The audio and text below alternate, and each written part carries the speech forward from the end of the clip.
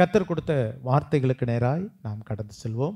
ஆண்டவராகிய இயேசு கிறிஸ்துவின் இனிய நாமத்தில் உங்கள் எல்லாரையும் அன்போடு கூட வாழ்த்துகிறேன். ஹல்லேலூயா. கர்த்தர் நல்லவர். ஆமென்.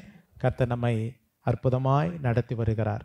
இந்த ஆண்டிலே கர்த்தர் நமக்கு கொடுத்த வார்த்தையின்படியே இந்த ஆண்டு சமாதானத்தை கட்டளையிடுகிற ஆண்டாய், எவ்வளவோ பிரச்சனைகள் இருந்தாலும் அவைகளின் மத்தியிலே தேவன் தமது பிள்ளைகளுக்கு ஒரு சமாதானத்தை தருகிற ஆண்டாக வைத்திருப்பார். ஆமென். உங்களை அறியாத ஒரு தேவ சமாதானம் உங்களை ஆளுகிறதை நீங்கள் பார்ப்பீர்கள் உங்களுடைய உள்ளத்திலே. நாம் இந்த வார்த்தைகள் எல்லாம் கடந்த அதிகாலை 1ஆம் தேதி அதிகாலையிலிருந்து தியானித்து வருகிறோம். கடந்த வாரமும் என் ஜனம் சமாதான தாபரங்களிலும் நிலையான வாசஸ்தலங்களிலும் அமைதியாய் தங்கும் இடங்களிலும் குடியிருக்கும் என்று சொல்லி ஏசாயா 32ஆம் அதிகாரம் 18ஆம் வசனத்தின் அடிப்படையிலே நாம் கர்த்தருடைய வார்த்தைகளை தியானித்தோம். அவைகளின்படி நடக்கும் பொழுது அந்த வேதத்தில் சொல்லப்பட்ட எல்லா ஆசீர்வாதங்களும் நம்முடைய வாழ்க்கையில் கண்டிப்பாக நிறைவேறும். ஆமென். இன்றைக்கு நான் உங்களோடு கூட பகிர்ந்து கொள்கிற கர்த்தருடைய வார்த்தை என்னவென்றால், கவனன்ட் ஆஃப் பீஸ், சமாதானத்தின் உடன்படிக்கை. ஆண்டவர் தம்முடைய பிள்ளைகளுக்கு சமாதானத்தை தருவேன் என்று வாக்கு கொடுத்தார் என்பதை நான் உங்களோடு கூட பகிர்ந்து கொண்டேன். என்னாம புஸ்தகம் 6ஆம் அதிகாரத்திலே கர்த்தர் தமது முகத்தை உங்கள் மேல் பிரசன்னமாக்கி உனக்கு சமாதானம் கட்டளையிட கடவர். இதுதான் இந்த ஆண்டின் வாக்கு தத்தங்கள். இந்த ஆண்டுக்கு மாத்திரமல்ல, எப்பொழுது நாம் அதை தியானிக்கிறோமோ அன்றிலிருந்து அந்த வாக்கு தத்தங்கள் நம்முடைய வாழ்க்கையிலே தலைமுறை தலைமுறையாய் நடக்கும். ஆனால் அதே வேளையிலே கர்த்தர் அந்த ஆண்டிலே விசேஷமாய் அதை நமக்கு கொடுக்கிறார். கர்த்தருக்கு ஸ்தோத்திரம். அப்போ இந்த உடன்படிக்கையை, சமாதானத்தை கட்டளையிடுகிற கர்த்தர் இந்த சமாதானத்தை உடன்படிக்கையாக செய்கிறார்.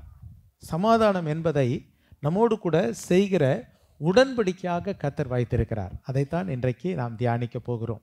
அதற்கு இணையான வசனம் ஏசாயா தீர்க்கதரிசியின் புஸ்தகம் 54ஆம் அதிகாரம் 10ஆம் வசனம் வாசிக்கலாம். மலைகள் விலகினாலும் பர்வதங்கள் நிலை பெயர்ந்தாலும் என் கிருபை உன்னை விட்டு விலகாமலும் என் சமாதானத்தின் உடன்படிக்கை நிலை பெயராமலும் இருக்கும் என்று உன்மேல் மனதுருகுகிற கர்த்தர் சொல்லுகிறார். ஒரு அல்லேலூயா சொல்லுங்க பார்க்கலாம். அப்போ இந்த சமாதானம் என்பதை ஆண்டவர் ஒரு உடன்படிக்கையாக ஏற்படுத்துகிறார். என் சமாதானத்தின் உடன்படிக்கை. இந்த வார்த்தை என்னை அதிகமாய் தொட்டது. கர்த்தருக்கு ஸ்தோத்திரம். அப்போ சமாதானத்தை தருவேன் என்பது மாத்திரமல்ல, அதை ஆண்டவர் ஒரு உடன்படிக்கையாக ஏற்படுத்துகிறார். உடன்படிக்கைனா என்ன? தருவேன் என்று சொல்வது வேறு, உடன்படிக்கை என்பது வேறு. நன்றாய் கவனிக்கிறீர்களா? தருவேன் என்று சொல்வது வேறு, ஆனால் உடன்படிக்கையாய் தருவேன் என்று. உடன்படிக்கை என்பது என்ன? ஒரு 2 பேர் பழகுறாங்க. பழகிறதுனால உலகம் அவர்களை என்ன சொல்லாது? கணவன் மனைவி என்று சொல்லாது. எப்பொழுது அவர்கள் கணவன் மனைவியாக அழைக்கப்படுகிறார்கள்? ஆண்டவருடைய சமூகத்தில் வந்து தங்களுடைய கரங்களை பிடித்து அந்த உடன்படிக்கை செய்யும் பொழுது மாத்திரம்தான் அவர்கள் கணவன் மனைவியாக அறிவிக்கப்படுகிறார்கள். அந்த உடன்படிக்கைக்கு பிறகு நான் உன்னை மனைவியாக ஏற்றுக்கொண்டு, நான் உன்னை கணவனாக ஏற்றுக்கொண்டு இன்று முதல் நாம் சேர்ந்து வாழ்வோம் அப்படின்னு சொல்கிறாங்க பார்த்தீங்களா? அதுதான் உடன்படிக்கை. அதுதான் உடன்படிக்கை. தேவனும் நம்மோடு கூட உடன்படிக்கை செய்கிற தேவனாய் இருக்கிறார். ஹல்லேலூயா. ஆண்டவர் எவ்வளோ பெரிய தேவன், எவ்வளோ பெரிய தேவன் நம்மோடு கூட வந்து உடன்படிக்கை செய்கிறாராம். அது ஆச்சரியமாக இருக்கிறது. பெரிய தேவன் நம்மோடு கூட வந்து உடன்படிக்கை பண்ணுகிறார். அது என்ன உடன்படிக்கையாம்? சமாதானத்தின் உடன்படிக்கை. சமாதானத்தை கூட நான் உனக்கு உடன்படிக்கையாக ஏற்படுத்துகிறேன் என்று சொல்லுகிறதை நாம் பார்க்கிறோம். யாருக்கு இந்த உடன்படிக்கை அப்படின்னு சொல்லி பார்க்கும் பொழுது, இந்த ஏசாயா 54ஆம் அதிகாரத்திலே சில நபர்களை சொல்லப்பட்டிருக்கிறதை நாம் பார்க்கிறோம். பாருங்கள், அந்த வசனங்களை நீங்கள் பார்க்கும் பொழுது 6ஆம் வசனத்திலே கைவிடப்பட்ட நபர்களுக்கு, வாழ்க்கையிலே கைவிடப்பட்டவர்கள் அநேகர் இருக்கிறாங்க. இப்படிப்பட்டவர்களுக்கு தேவனுடைய வார்த்தை என்ன? நான் உன்னை கைவிடுவதில்லை. ஆமென். நீங்கள் நினைக்கிறீங்களா இந்த உலகத்தில் மனிதர்கள் எல்லாரும் நம்மோடு கூட எப்பொழுதும் இருக்க மாட்டாங்க. அவங்க ஒரு நாள் நம்மளை கைவிட தான் செய்வாங்க. ஆனால் கடைசி மரியந்தம் நம்மை கைவிடாத ஒருவர் இருக்கிறார். அதைத்தான் மறுபடியும் மறுபடியும் சபை சொல்லுகிறது.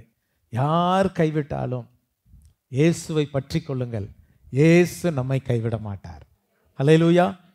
அவர் நம்பிக்கை அவர் மேலே வைங்க. இன்னைக்கு அநேக நேரங்களிலே நாம் நம்பிக்கையற்ற மனிதர் மேல் நம்பிக்கை வைக்கிறோம். அவங்க ஒரு நாள் நம்மளை கைவிட்டு போயிடுறாங்க. நம்ம எல்லாருடைய வாழ்க்கையில் அனுபவம் இருக்கும். மனுஷரால் கைவிடப்பட்டவங்க, கைவிடப்பட்ட சம்பவங்கள், கைவிடப்பட்ட சமயங்களை நீங்கள் யோசித்து பாருங்கள். எத்தனையோ பேர் கைவிடப்பட்டிருக்கிறோம், எத்தனையோ சந்தர்ப்பங்கள். ஆனாலும் திரும்ப நம்ம இன்னொரு மனிதரை நம்புகிறோம். ஒரு மனிதனை விட்டால் இன்னொரு மனிதனை நம்புகிறோம். அப்புறம் அவங்க ஒரு நாள் நம்மளை கைவிட்டு போவாங்க. ஆனால் அந்த எல்லா நம்பிக்கையை விட நான் சொல்லுகிறேன், கைவிடாத நம்முடைய ஆண்டவர் மேலே நம்பிக்கை வைத்து பாருங்க, அவர் உங்களை கைவிடவே மாட்டார். இந்த வசனத்தில் நான் பார்க்கும் பொழுது யாரோடு கூட ஆண்டவர் சமாதானம் பண்ண உடன்படிக்கை செய்கிறார்? கைவிடப்பட்டு. அடுத்தது மனம் நொந்து போனவங்க. மனம் நொந்து போனதுன்னு தெரியுமில்ல, நம்ம வாழ்க்கையில் இந்த சம்பவங்கள் எல்லாம் நம்ம பார்த்துருப்போம். மனம் நொந்து போய் வேதனையோடு கூட கண்ணீரோடு கூட இருக்கிற இந்த மக்களோடு கூட ஆண்டவர் இந்த உடன்படிக்கையை ஏற்படுத்துகிறதை பார்க்கிறோம். அடுத்த வசனத்தை வாசிங்கள். தள்ளப்பட்ட மனைவி, தள்ளப்பட்ட நபர்கள். இன்றைக்கு சிலர் தள்ளப்பட்டவர்களாக இருப்பார்கள். ஆண்டவர் இப்படிப்பட்டவர்களோடு கூட ஒரு உடன்படிக்கை செய்கிறார். கைவிடப்பட்டு மனம் நொந்து தள்ளப்பட்ட உன்னை, அடுத்த வசனம் வாசிங்க, கர்த்தர் அழைத்தார். ஹல்லேலூயா. நீங்க கைவிடப்பட்டிருக்கிறீங்களா? மனம் நொந்து இருக்கிறீங்களா? தள்ளப்பட்ட சூழ்நிலையில் இருக்கிறீங்களா? உங்களை அழைக்கிற, உங்களை நேசிக்கிற, உங்களை அரவணைக்கிற ஒரு இயேசு ஒருவர் இருக்கிறார். ஆமென். இந்த வார்த்தைகளை கேட்கிற யாராக இருந்தாலும் சரி, உங்களை நேசிக்கிற, உங்களை அழைக்கிற, உங்களை அரவணைக்கிற ஒரு ஆண்டவர் ஒருவர் இருக்கிறார். ஹல்லேலூயா. இதுதான் நமக்கு ஒரு பெரிய வார்த்தை. இவர்களுக்கு ஆண்டவர் சொல்லுகிற அந்த வார்த்தை தான்.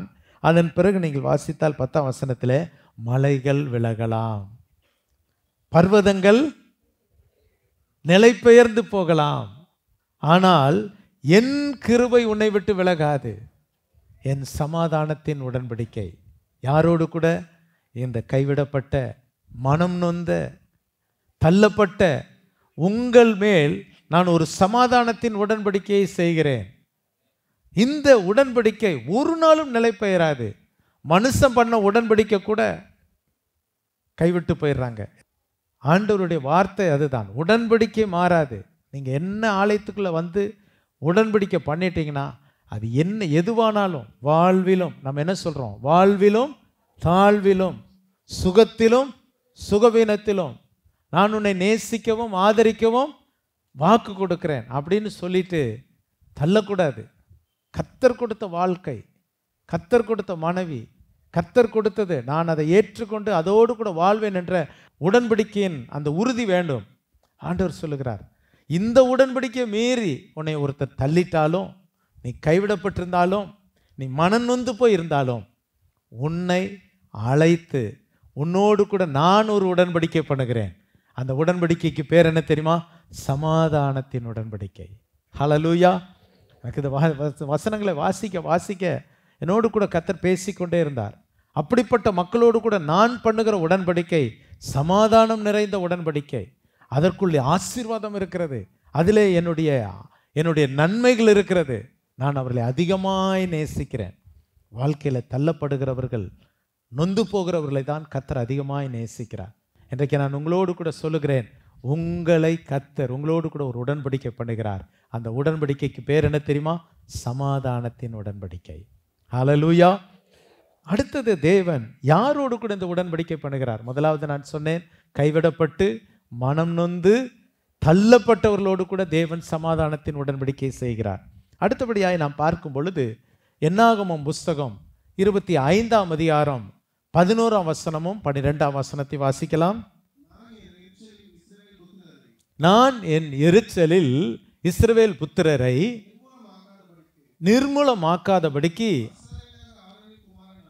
ஆசாரியனாகிய ஆரோனின் குமாரனான எலியேசரின் மகன் பினெகாஸ் என் நிமித்தம் அவர்கள் நடுவில்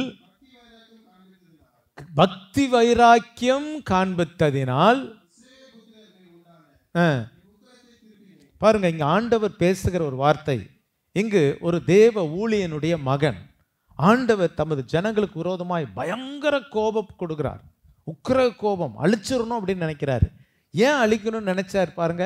அந்த முதல் வசனத்தை வாசிங்கள். அந்த அதிகாரத்தின் முதல் வசனம், இஸ்ரவேல் சித்திமிலே தங்கியிருக்கையில் ஜனங்கள் மோவாபின் குமார்த்திகளோடு வேசித்தனம் பண்ண தொடங்கினார்கள். பாருங்கள், இஸ்ரவேல் ஜனங்கள் இப்படி அந்த வனாந்தரத்தில் வரும்பொழுது பீழையாம் பாலாக் என்ற ஒரு அரசன் இந்த ஜனங்களை சபிக்க அழிக்க ஒரு திட்டத்தை செய்கிறான். அந்த திட்டம் என்ன? பீழையாம் என்ற ஒரு தீர்க்கதரிசி அழைத்து அவனுக்கு ஏராளமான பணத்தை கொடுத்து இந்த ஜனங்களை என்ன செய்யணும்? சபிக்கணும். இவங்க ஆசீர்வதிக்கப்பட்டவங்கன்னு தெரியும், நான் உனக்கு காசு தரேன், நீ என்ன பண்ணணும்? அந்த ஜனங்களை சபி அப்படின்னு சொல்லி. இந்த பீழையாம் ஆண்டவர்கிட்ட கேட்குறாரு. ஆண்டவர் போகக்கூடாதுன்ட்டாரு. இவனுக்கு பணம் தேவை. இவன் மறுபடியும் போட்டுவானாரு. ஆண்டவர் போன்ட்டார். முதல் ஒரு முறை சொன்னது தான். ஆண்டவர் ஒரு முறை போகாதனா போகக்கூடாது. இவன் மறுபடியும் போகிறான். ஆண்டவர் சொல்கிறார், ஏன் உன் வாயில் வர்ற வார்த்தை, என் வார்த்தையை தான் நீ பேசணும், வேறு ஒன்றும் பேசக்கூடாது. சரின்னு அந்த ஜனங்களை பெரிய ஒரு குன்றுமில் இந்த தீர்க்கதரிசியை கொண்டு போய் வச்சுட்டு இப்போ இந்த ஜனங்கள் அப்படியே நிற்கிறாங்க. இவங்களை சபின்னு அந்த ராஜா காசு கொடுக்குறான். ராஜா எவ்வளோ காசு கொடுத்துருப்பான்? ஏகப்பட்ட காசு கொடுக்குறான் சபின்னு சொல்லி. இவன் சபிக்க வாயை திறக்கிறான். வாயிலேருந்து என்ன வருது? ஆசீர்வாதமான வார்த்தை வருது. ஐயோ, இந்த ஜனங்களோடு களவாதவர்கள், இவங்க பக்கம் கர்த்தர் இருக்கிறார். யாக்கோபுக்கு விரோதமான மந்திரவாதம் இல்லை, இஸ்ரவேலுக்கு விரோதமான குறி சொல்லதில்லை, இவர்கள் ஆசீர்வதிக்கப்பட்டவர்கள். காசு கொடுக்க ராஜாவுக்கு ஒரே கலக்கம். என்னடா, உன்னை காசு கொடுத்து சபிக்க சொன்னா உன் வாயில் என்ன வருது? ஆசீர்வாதமான வார்த்தைகள் வருதே. ஆக கடைசியில் அவன் திருப்பி அனுப்பிட்டான். ஆனால் இவன் போகும்போது ஒரு தந்திரமான ஒரு யோசனை சொல்லிட்டு போகிறான். இந்த மோவாபின் ராஜா, அந்த ஜனங்களை நீங்கள் கூப்பிடுங்க, இஸ்ரவேல் மக்களை என்ன பண்ணுங்க, வீட்டுக்கு கூப்பிடுங்க. வீட்டுக்கு கூப்பிட்டு அவங்களுக்கு என்ன கொடுங்க? விருந்து வைங்க. என்ன வைங்க? விருந்து வைங்க. விருந்து வச்சுட்டு அவங்கள பாவத்திற்கு உட்படுத்துங்க. இப்போ இந்த மோவாபிய வீடுகளில் அவர்களை, இஸ்ரவேல் மக்களை முதலாவது விருந்துன்னு கூப்பிடுறாங்க. சரின்னு விருந்துக்கு போகிறாங்க. அப்புறம் சாப்பிட்றதுக்கு வந்து என்ன செய்யலாம்? ஒரு சின்ன ஒரு பலி செலுத்திடுறோம், பூஜை பண்ணிடுறோம், வாங்க எங்களோட சேர்ந்துக்கோங்க. சரி, இவங்களும் நிற்கிறாங்க. இஸ்ரவேல் ஜனங்கள், ஆண்டவருடைய கட்டளை என்ன? என்னையன்றி உனக்கு வேறு தேவர்கள் உண்டாயிருக்க வேண்டாம். ஆகவே இந்த கட்டளையை மீறி அன்பு நிமித்தமாக கூப்பிட்டாங்களே அப்படின்னு சொல்லி தேவனுடைய பிள்ளைகள் என்ன செய்கிறாங்க? அங்கே போய் அவங்களோடு கூட முதலாவது பாகால் பேயோரை பற்றி கொண்டார்கள். அடுத்தது அவர்களுக்கு இட்ட பலிகளை விருந்துண்ணும்படி ஜனங்கள் என்ன செய்தாங்க? கூப்பிட்றாங்க. இப்போ பூஜைலாம் முடிஞ்சிருச்சு. அடுத்தது என்னது? சாப்பாடு. வந்துட்டீங்க, சாப்பிடுங்க. சரி, சாப்பிட்டாச்சு. சாப்பிட்ட உடனே அடுத்தது என்னது? ஒரு வீட்டுக்கு போகிறீங்க, சாப்பிட்ட உடனே என்ன செய்வாங்க? போயிட்டு வாங்கன்னு சொல்லுவாங்களா? உண்ட மயக்கம் தொண்டர்களுக்கு உண்டு, கொஞ்ச நேரம் படுத்துட்டு போங்களேன். அவங்க படுக்கிறாங்க. அங்குதான் கிரியை நடக்கிறது. அங்கு வேசித்தனம் பண்ண ஆரம்பித்தார்கள். ஒரு தவறான காரியம் அங்கே நடந்தது. ஆண்டவருக்கு கோபம் பற்றி எரிகிறது. நல்ல காரியங்களை, உனக்கு நல்ல குடும்பத்தை தந்தேன், நல்ல தெய்வத்தை தந்திருக்கிறேன், எல்லா அனுகூலங்களை தந்திருக்கிறேன், இதை மீறி என்னை விட்டு நீ விலகி நீ இந்த பாவம் செய்கிறாயே என்று சொல்லி ஆண்டவருடைய உக்கிர கோபம் எழும்புகிறது. அவர்களை அழிப்பேன் என்று திட்டமிடுகிறார். அப்பொழுதுதான் ஆசாரியன் ஆகிய பினேகாஸ் அவனை எழும்பி அவன் என்ன செய்கிறான்? அந்த இடத்துல கர்த்தருக்காக வைராக்கியம் பாராட்டுகிறான். நான் இதை எப்படி சொல்லுகிறேன் என்றால், பாவம் நிறைந்த உலகத்திலே கர்த்தருக்கு விரோதமாய் ஜனங்கள் பாவம் செய்து கொண்டு இருக்கும் பொழுது கர்த்தருக்காக வைராக்கியம் பாராட்டுகிற ஒரு கூட்டம். ஆமென். எத்தனை பேர் கர்த்தருக்காக வைராக்கியம் பாராட்டுவீர்கள்? இந்த புதிய ஆண்டிலே நாம் தேவனுக்காக வைராக்கியமாய் வாழ வேண்டும். சூழ்நிலையை நீங்க பார்க்காதீங்க, மற்றவர்களை நீங்கள் பார்க்காதீர்கள். கர்த்தருக்காக வைராக்கியம் பாராட்டுகிற ஒரு கூட்டம். சில நேரம் எப்போவுமே நம்ம வாழ்க்கையில் எதையோ ஒன்றை யோசித்து இருக்கிற பக்தி வைராக்கியமே போயிடும். ஏதோ ஒரு அனல் இல்லாத, குளிர் இல்லாத ஒரு வாழ்க்கை இல்லை. கர்த்தருக்காய் ஒரு வாழ்க்கை நல்ல பக்தி வைராக்கியத்தோடு வாழ்ந்து பாருங்க. கர்த்தர் மேலே முழு அன்பை செலுத்துங்க. கர்த்தர் மேல் மிகுந்த அன்பை செலுத்தி வாழ்ந்து பாருங்க, கர்த்தர் உங்களை கைவிடவே மாட்டார். அல்லேலூயா. இங்கு இந்த முழு இஸ்ரவேல் ஜனங்களுக்கு மத்தியிலே பக்தி வைராக்கியம் பாராட்டின ஒரு மனிதன் ஆண்டவர் சொல்கிறார், அந்த ஒரு மனிதனின் நிமித்தமாய் இப்போ வாசிங்க பார்க்கலாம். கர்த்தருக்காக பக்தி வைராக்கியத்தை காண்பித்ததினால் அழிப்பேன் என்று சொல்லுகிற ஜனங்கள் மத்தியிலே அவன் பக்தி வைராக்கியமாய் அங்கு ஒரு காரியத்தை செய்கிறான். அதை நீங்க மேல போய் வாசித்து பாருங்க, அது வாசித்தா தெரியும். அவன் ஒரு பக்தி வைராக்கியத்தின்படி ஒரு காரியத்தை செய்த பொழுது, இப்பொழுது 12ஆம் வசனத்தை வாசிங்க பார்க்கலாம். ஆகையால் இதோ அவனுக்கு என் சமாதானத்தின் உடன்படிக்கையை கட்டளையிடுகிறேன். கர்த்தர் யாரோடு கூட சமாதானத்தின் உடன்படிக்கை செய்கிறார்? கைவிடப்பட்டவர்கள், தள்ளப்பட்டவர்கள், மனம் நொந்தவர்கள். 4வது, கர்த்தருக்காக பக்தி வைராக்கியம் காண்பிக்கிறவர்கள். இன்றைக்கு கர்த்தருக்காக பக்தி வைராக்கியம் காண்பிக்கிற ஒரு கூட்டம் நமக்கு தேவை. இன்னொருவர் சொன்னார், தான் வாழ்க்கையில நான் கர்த்தருக்காக பக்தி வைராக்கியமா இருக்கிறேன். யாருன்னு சொல்ல முடியுமா?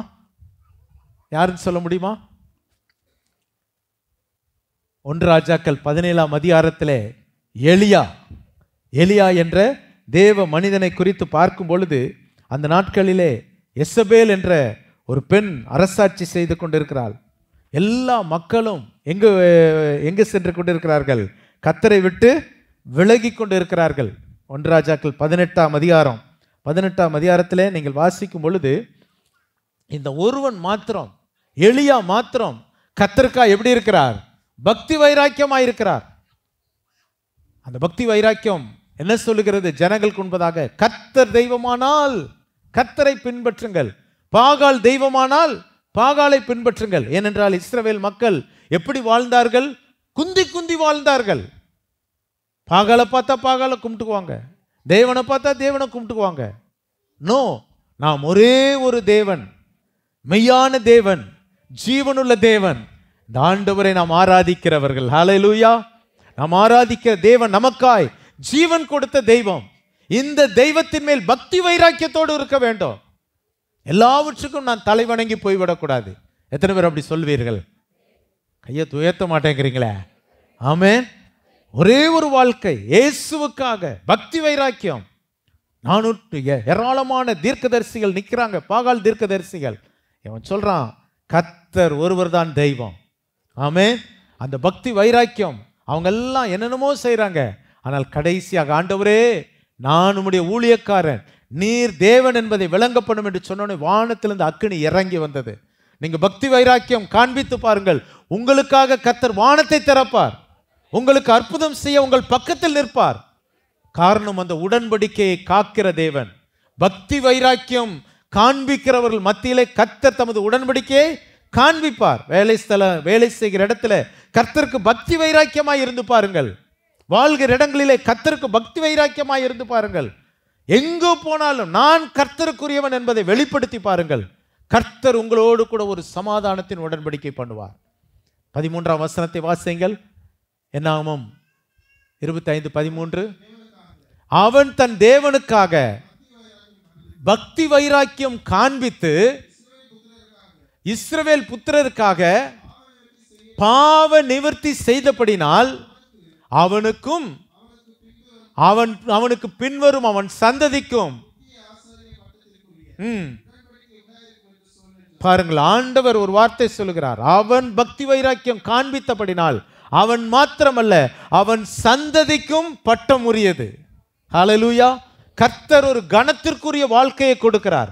நான் ஒன்றை சொல்லுகிறேன், உங்கள் வாழ்க்கையில நீங்கள் பக்தி வைராக்கியம் காண்பித்தால் உங்களுக்கும் உங்கள் சந்ததிக்கும் ஆண்டவர் என்றென்றைக்கும் அவர் நமக்கென்று ஒரு மகிமையை வைத்திருக்கிறார். ஹல்லேலூயா. நம்புறீங்களா? இன்றைக்கு கர்த்தரை நீங்க நம்புற ஒவ்வொருடைய குடும்பத்திலும் நீங்கள் காண்பிக்கிற பக்தி வைராக்கிய நிமித்தம் உங்கள் பிள்ளைகளின் பிள்ளைகளை கர்த்தர் உயர்த்தி கொண்டிருப்பார்.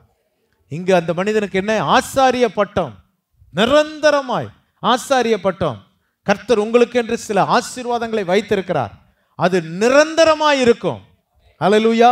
நீங்கள் காண்பிக்கிற பக்தி வைராக்கியம் எந்த சூழ்நிலையிலும் அந்த பக்தி வைராக்கியத்தை விட்டுறக்கூடாது. கர்த்தருடைய காரியங்களிலே பெருகுவீர்களாக, வளரணுமே ஒழிய தேய்மானம் ஏற்படக்கூடாது. ஆமென், ஹalleluya.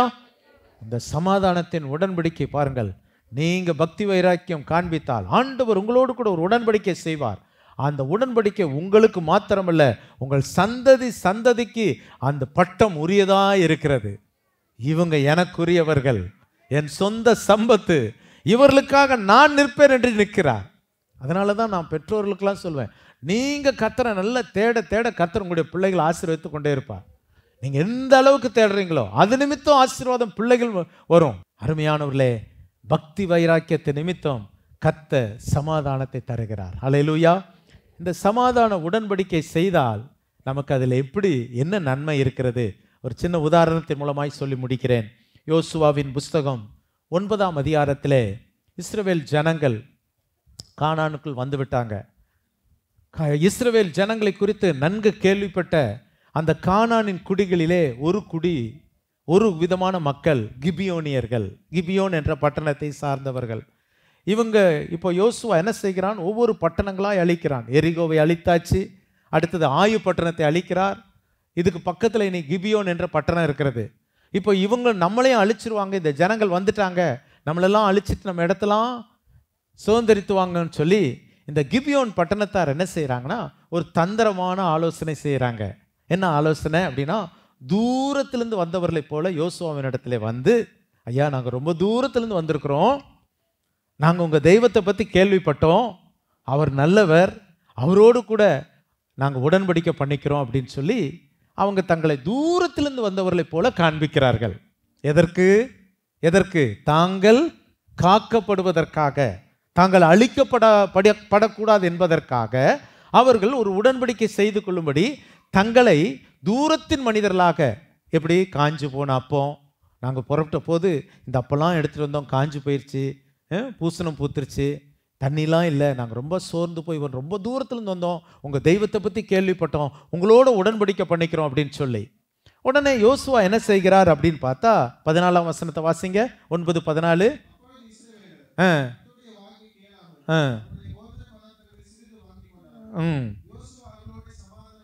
பாருங்க, இங்க ஒரு உடன்படிக்கை பண்றாரு. என்ன? முதலாவது அவங்க உணவை வாங்கிட்டாரு, வாங்கி சரி ஒருத்தருக்கு ஒருத்தர் பரிமாற்றம்.